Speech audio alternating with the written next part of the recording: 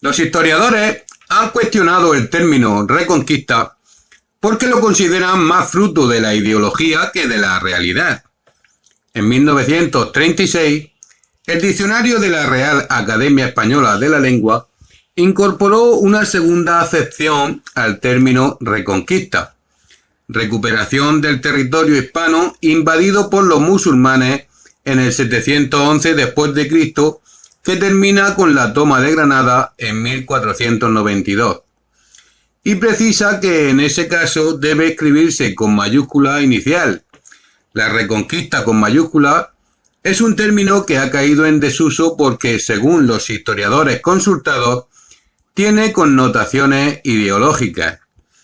La mayoría de los estudiosos de este periodo creen que esencialmente lo que se dio en aquel momento fue un proceso de expansión o de conquista de un territorio que se encontraba en manos de los musulmanes, pero no una reconquista. Aunque el territorio peninsular fue llamado Hispania por los romanos, el concepto de España como nación no existía en aquellos tiempos, siendo parte del Imperio Romano hasta la llegada de los visigodos tras la caída del Imperio Romano de Occidente. La tradición indica que unos años después de la invasión de Tariq ibn Ziyad en el 711, en Covadonga, tuvo lugar una batalla entre Don Pelayo y el ejército musulmán, que más de 100 años después se situaría como el hito fundacional del reino de Asturias. La batalla de Covadonga jamás existió. En todas las crónicas cristianas anteriores al año 883 no aparece nunca la batalla de Covadonga, lo cual es sintomático. Y en las crónicas musulmanas tampoco aparece, señala José Luis Corral, profesor de Historia de la Universidad de Zaragoza y autor de novelas e historias como El Cid. Ese relato de la batalla está literalmente copiado de un pasaje de la Biblia. En estos primeros relatos medievales aparece el rey Pelayo derrotando a los caldeos, un pueblo mítico del actual Irak, en lugar de a los musulmanes. Eso se debe a que es un relato copiado de la Biblia, concretamente del libro del Éxodo, del viaje de Moisés al Mar Rojo y del libro primero de los jueces. Don Pelayo fue un personaje histórico que resistió la invasión islámica, probablemente porque no quería pagar impuestos ni someterse y que quiso reivindicarse a través de la religión cristiana. El concepto de reconquista nace de los cronistas de los reinos cristianos, cuando recuperaron lo que se llama el ideal neogótico, por el que los reyes de Asturias, luego de León y luego de Castilla, se proclaman descendientes y legítimos herederos de los reyes godos.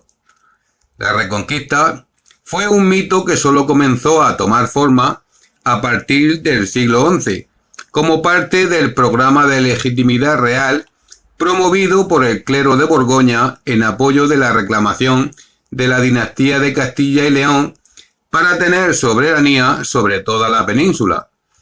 Está claro que es un planteamiento ideológico e incluso doctrinal vinculado a una doctrina política.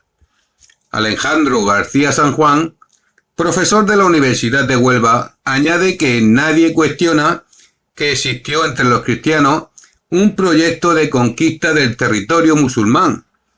García San Juan matiza que el concepto de reconquista es inapropiado para designar ese proyecto. Los historiadores cuestionan también el concepto de reconquista en el hecho de que se toman ciudades como Granada, que fue fundada por los musulmanes y que en épocas visigodas no existían, como recuerda García San Juan. Ese proceso de expansión de los reinos cristianos hacia el sur de la península ibérica se prolonga a lo largo de casi 8 siglos, lo que significa que durante enormes periodos de tiempo y durante varias generaciones no hubo guerra sino convivencia. José Luis Corral recuerda que el llamado Rodrigo Díaz de Vivar, el Cid campeador, no fue el héroe cristiano de la Reconquista que muchos creen, sino un soldado de fortuna, un mercenario que alquilaba su espada al mejor postor. Llegó a luchar al lado de los musulmanes en varias ocasiones contra los cristianos. En 1921, el propio José Ortega y Gasset aseguró en su España invertebrada: no entiendo cómo se puede llamar reconquista a una cosa que dura 8 siglos. Por lo tanto, el término reconquista es perfectamente prescindible, ya que basta con aludir a la conquista cristiana de Al-Ándalus.